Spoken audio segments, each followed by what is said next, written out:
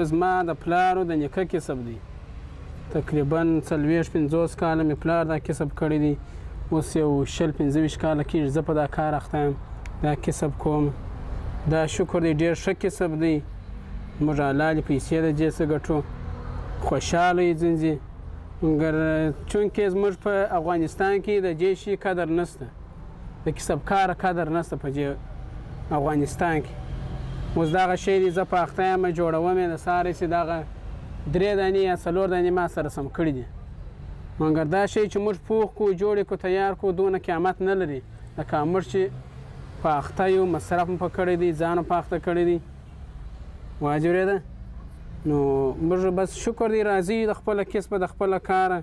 ښه کار دی، حلالې پیسې دي، سړی درواغ پکښې ونه وایي، چا مخام پکښې ونه کړي، ډېرې ښې پیسې دي.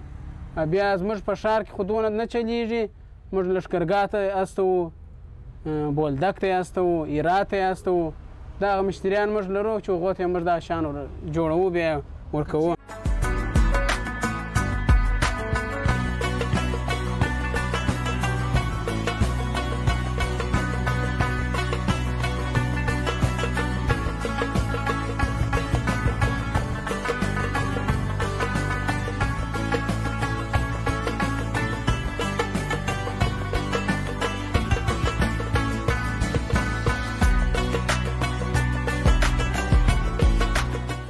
دا خو نو د خاورو چې موږ راوغوښتله دغه څه د چمنانو څخه، د خاورو موږ یوه ورځ کښته کوو د خاورو، سبا بیا د دغه خاورو څخه موږ کار کوو. شی چې مو جوړ کړي، کاسې، پیالې، دا شیان چې مو جوړ کړله، دا بیا یوه ورځ لمر ته ایښول کېږي چې لمر وچ کړله، بعد هغې بیا موږ رنګه کوو چې رنګ مو کړله، کورې چې ور اچوو، یوه ورځ اور دي په کوره پسې، سبا نه بل سبا دا بس تیار شی دی، موږ راکاږ د کورې څخه دا پاخه دي باید بله دا پوخ څه دی شي.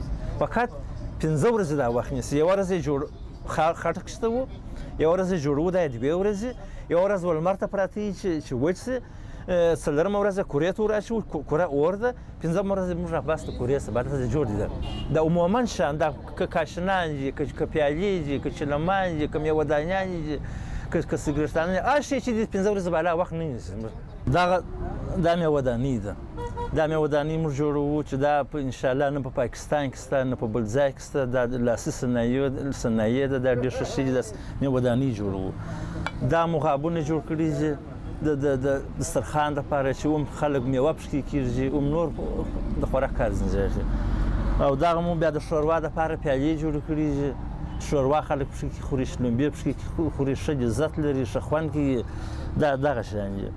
او دغه چې بیا دی دا بیا ګډوه ده، دا ګډوه ده، دا دوشي ده، دا بیا د دغه کار ځای کوي. دغه چې دی دا غاب دی، دا مو یو چاته ور جوړ کړي، په فرمایش سره مو دا غاب ور جوړ کړي، ول داسې غاب را جوړ کړ چې داسې نوم پرې نه وي چې تا که مارتوسي، دا مو دغه ور جوړ کړل. نور په کندهار کې دغه خښته چې ده، دغه خښته، دا خښته تقریبا 500 کاله ګرنټي لري. دا خښته غټ مثال یې د احمدشاه بابا ګمبد ده.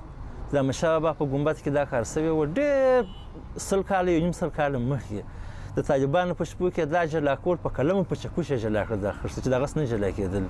نور پاکستاني خښته، ایراني خښته، دا نور خښته چې دا دونه مقاومت نه لري. دا موږ انجام کړي دي، دا موږ جوړ کړي دي.